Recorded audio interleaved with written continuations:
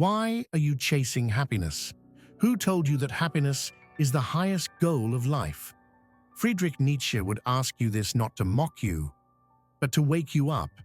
Because what you call happiness, he might call sedation. What you call comfort, he might call weakness. You see, Nietzsche didn't believe in comfort for comfort's sake. He believed in power. Not power over others, but power over the self. The strength to endure suffering, to embrace chaos, and to carve meaning from the absurdity of existence. He once said, "He who has a why to live can bear almost any how." And in those words is a lesson more urgent now than ever. In the modern world, we're bombarded with the idea that we should always be happy, always content, always at peace. But Nietzsche knew better. He believed that suffering was necessary, that without struggle, there is no growth, that comfort breeds stagnation, and hardship forges character. The Übermensch doesn't chase happiness. He chases depth.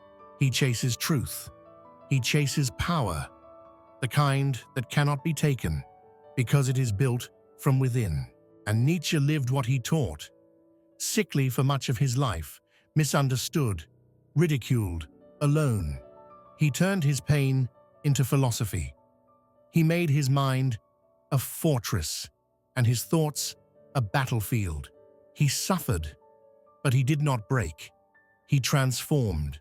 Today, we are told that discomfort is a problem to be fixed, that sadness must be medicated, that boredom must be scrolled away, that doubt must be silenced. But Nietzsche would argue the opposite, that these emotions are signals, guides to a deeper, more authentic life. You don't grow by avoiding pain. You grow by walking through it, by wrestling with your demons and emerging stronger, clearer, sharper. Nietzsche didn't promise that life would be easy. He promised that it could be meaningful if you were willing to carry the weight. So if you feel lost, don't seek distraction. Seek power. If you feel empty, don't seek happiness. Seek purpose. You don't grow by avoiding pain. You grow by walking through it, by wrestling with your demons and emerging stronger, clearer, sharper. Nietzsche didn't promise that life would be easy. He promised that it could be meaningful if you were willing to carry the weight. So carry it. Carry your fear, your doubt, your ambition. Use it. Shape it.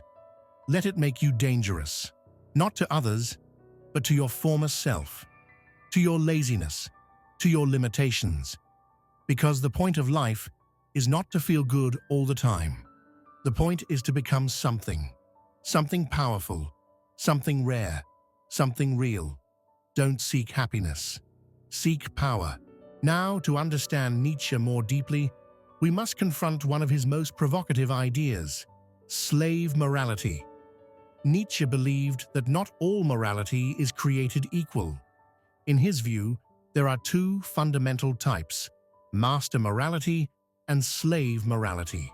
Master morality, he said, is the morality of the strong, the creators, the ambitious, the fearless. It is rooted in values like strength, courage, honor, and vitality. The master sees good in what affirms life and power. Evil is simply what is weak or petty or cowardly. But then there is slave morality, born from resentment, created by those who felt powerless in a world ruled by strength. Instead of rising, they redefined the rules. They called humility a virtue. They called suffering noble. They called the powerful evil and the meek good. Nietzsche didn't blame them. He understood it as a survival strategy.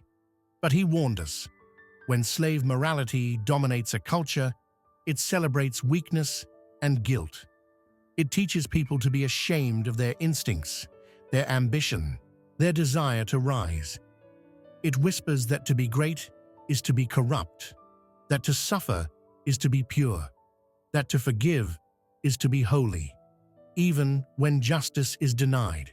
Sound familiar? In a world where ambition is often labeled selfish and strength is seen as dangerous, Nietzsche's critique hits hard.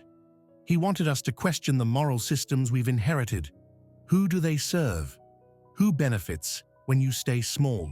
Nietzsche's solution was not cruelty, but transcendence. He called on us to rise above resentment, to reclaim power not by dominating others, but by mastering ourselves, by creating our own values, by becoming the kind of person who does not need to be told how to live, because they live by the fire of their own becoming. So ask yourself, are you living by a morality that empowers you, or one that keeps you tame? The choice, as always, is yours. And now, if Nietzsche were alive today, staring into the glowing fog of our digital lives, he might feel a strange sense of déjà vu. He would see people scrolling endlessly, numbing their thoughts, fearing discomfort, avoiding silence. He would see lives built not on creation, but imitation. Morality shaped by trends, identity shaped by followers, meaning outsourced to algorithms. He would call this a crisis of significance. Because in a world where everyone is connected but few are truly rooted, Nietzsche would see the return of nihilism, not as a dramatic collapse, but as a slow dissolve. A society that no longer believes in deeper meaning, yet is too distracted to notice its own despair. But Nietzsche would not despair. He never asked us to return to the past. He asked us to create the future. His solution? Become the Übermensch, not a perfect being, but a courageous one. A person willing to stare into the abyss and then build a bridge across it. A person who forges their own meaning, crafts their own identity, and lives not for comfort, but for creation.